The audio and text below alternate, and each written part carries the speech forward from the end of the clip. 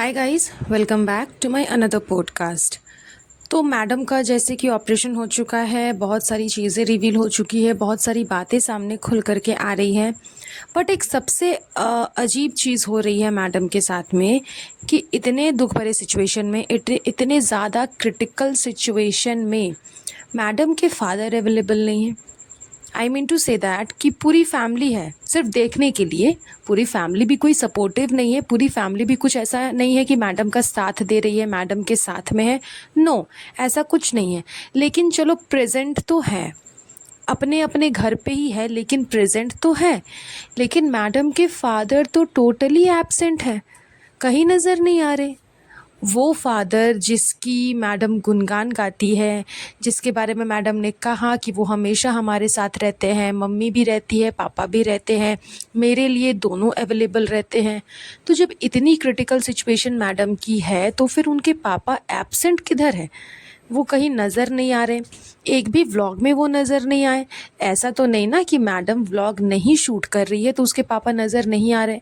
पापा सिर्फ मैडम का तो कंटेंट नहीं है, जनाब भी उनको अच्छा खासा कैप्चर करते हैं।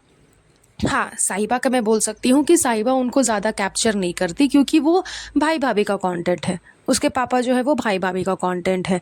तो जनाब तो कैप्चर कर सकते थे, वो हॉस्पिटल आ सकते थे, अपनी बेटी से मिलने के लिए हॉस्पिटल विज़िट कर सकते थे, घर आ सकते थे, बच्चे के साथ खेल सकते थे। चलो, एक बार को मुझको घर में भी समझ में आता है कि घर पे वो अगर नहीं आ रहे हैं तो उसका मेन रीज़न है कि मैडम घर पे नहीं है, साथ ही साथ जनाब भी घर पे नहीं है। और हस्बैंड वाइफ में तो बनती नहीं है, मतलब मैडम की मम्मी और पापा में तो बनती नहीं है, तो वो घर आकर के बच्चे से कैसे मिलेंगे, क्योंकि वो तो बच्चा नानी के साथ ही रहता है। तो चलो, हो सकता है, यहाँ तक समझ में आता है कि इस वजह से वो घर नहीं आ रहे, वो बच्चे से मिलने नहीं आ पा रहे हैं। बट वो हॉस्पिटल तो आ सकते थे, और ऐसे कोई खास इशू भी नहीं है। वो इब्राहिम फैमिली के घर जा सकते थे ना, सुटारा बेगम के फ्लैट में जा सकते थे, वहाँ रूहान से मिल सकते थे। पर्सनली अपनी वाइफ के घर जाने की ज़रूरत उनको नहीं थी, वो आ सकते थे सुटारा बेगम के फ्लैट में और वहाँ बच्चे से मिल सकते थे। साथ ही साथ अभी साहिबा का भी न्यू बॉर्न बेबी आया है, उससे भी मिल सकते थे, ईद के सेलिब्रेशन पे आ सकते थे। मतलब काफ़ी सारी चीज़ें हुई हैं, सिर्फ एक रीज़न नहीं है, सिर्फ मैडम ही रीज़न नहीं है। मैडम थी, साथ ही साथ रूहान था, साहिबा का न्यू बेबी था, ईद सेलिब्रेशन था, इतने सारे पॉइंट्स थे, इतने सारे सेलिब्रेशंस थे, इतने सारे रीज़न्स थे उनको आने का, उनको सबसे मिलने का। लेकिन वो कहीं नज़र नहीं आए, दूर दूर तक नज़र नहीं आए। और ऐसी बात नहीं है कि उनको खबर नहीं होगी मैडम के इतनी क्रिटिकल सिचुएशन की, पूरी दुनिया को मालूम है। सोशल मीडिया पे ये चीज़ें सबसे ज़्यादा हाईलाइटेड अभी चल रही है।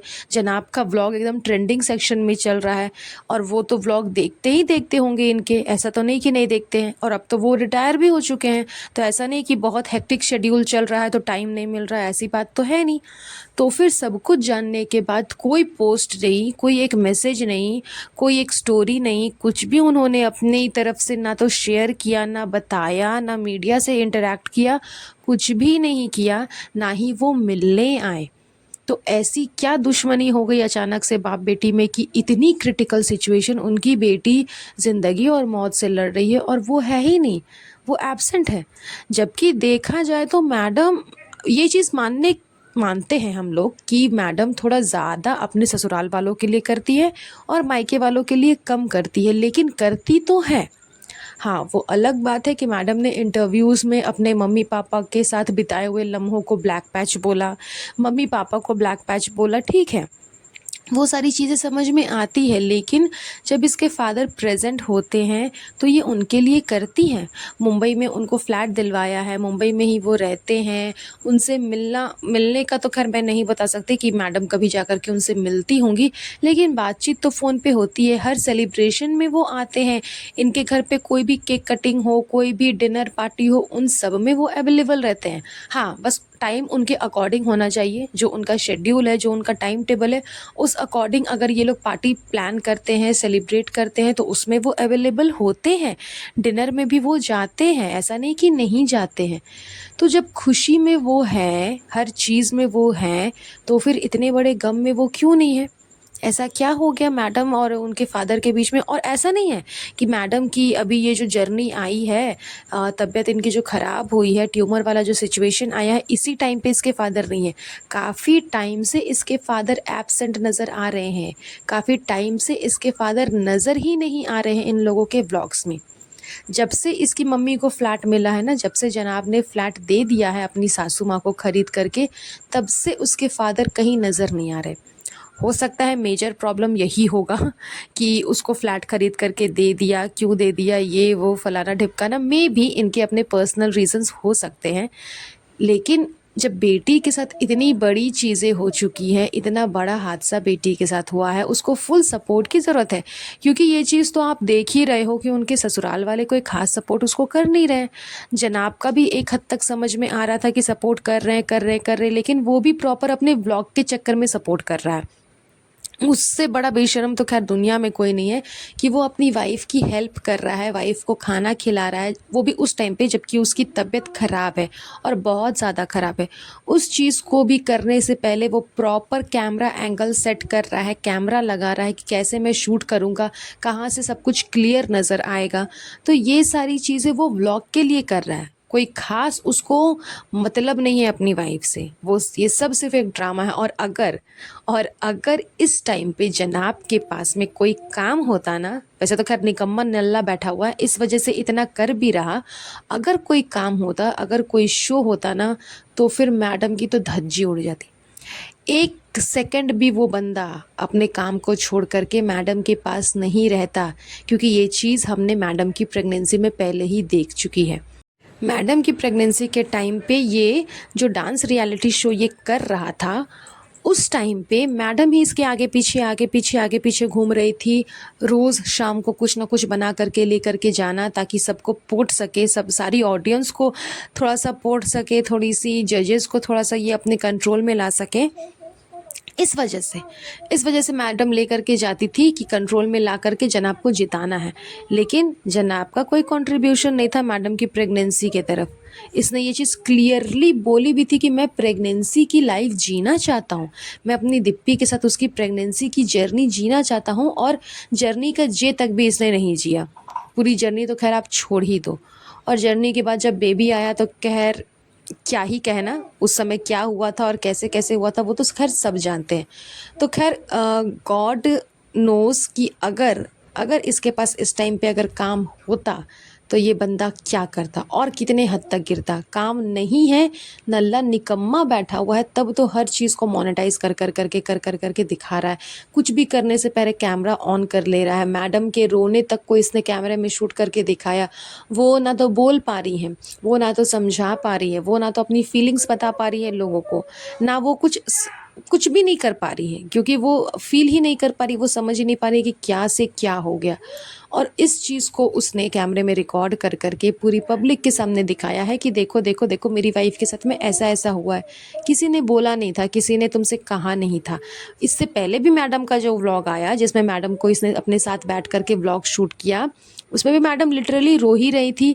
मैडम को बहुत ज़्यादा कफ था, वो बोल नहीं पा रही थी, वो बात नहीं कर पा रही थी, फिर भी इसने प्रॉपर 11 से 12 मिनट का व्लॉग मैडम के साथ मिल कर के बनाया। तो ये वाहियात इंसान ऐसा ही है, इससे कुछ भी एक्सपेक्ट नहीं किया जा सकता। अच्छा है कि फ़िलहाल इसके पास काम नहीं है, एटलीस्ट कुछ तो अपनी वाइफ़ का हेल्प करे, कुछ तो अपनी वाइफ़ को सपोर्ट करे व्लॉग के ही चक्कर में, लेकिन कुछ तो करे ताकि वो कंफर्टेबल फ़ील करे।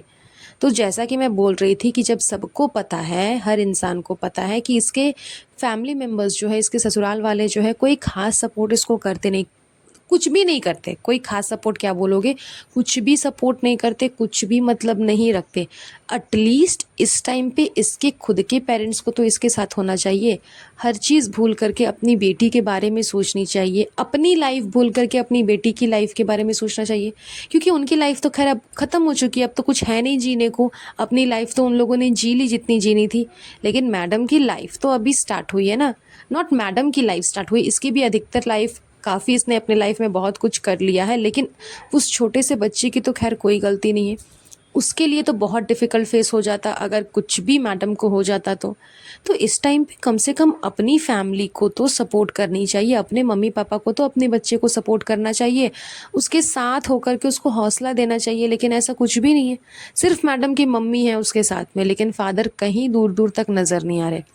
हो सकता है इसके फादर भी इब्राहिम्स के रंग में ही रंग गए हैं, जैसे इब्राहिम्स है वैसे वो भी धीरे-धीरे बनते जा रहे हों, क्योंकि संगति का असर होता ही है, आप जिसके साथ में रहोगे आप वैसे ही बनते चले जाओगे। तो आई विश कि इसके फादर जहाँ भी हैं वो अगर ये पॉडकास्ट सुन रहे हों तो कुछ तो उनको समझ में आए और वो आकर के अपनी बेटी से एटलीस्ट एक बार तो मिले। एक बार तो उसको दिलासा दे, एक बार तो उसको हौसला दे, मैडम को भी अच्छा लगेगा और वो जल्दी रिकवर कर पाएँगी। जितनी जल्दी रिकवर करेंगी उतनी ज़्यादा अच्छी बात है उनके बच्चे के लिए, क्योंकि सबसे ज़्यादा डिफ़िकल्ट फ़ेज़ वो बच्चा ही सफ़र कर रहा है, सबसे ज़्यादा उसी को प्रॉब्लम हो रही है। जिसको जब मन करता है मुँह उठा कर के उस बच्चे को शेड कर देता है, उस बच्चे के बारे में दिखा देता है कि ऐसा कर रहा है, वैसा कर रहा है, अपना सामान लेकर के जा रहा है, अपनी चीज़ें लेकर के जा रहा है, जिस तरह से साहिबा ने दिखाया अपने व्लॉग में।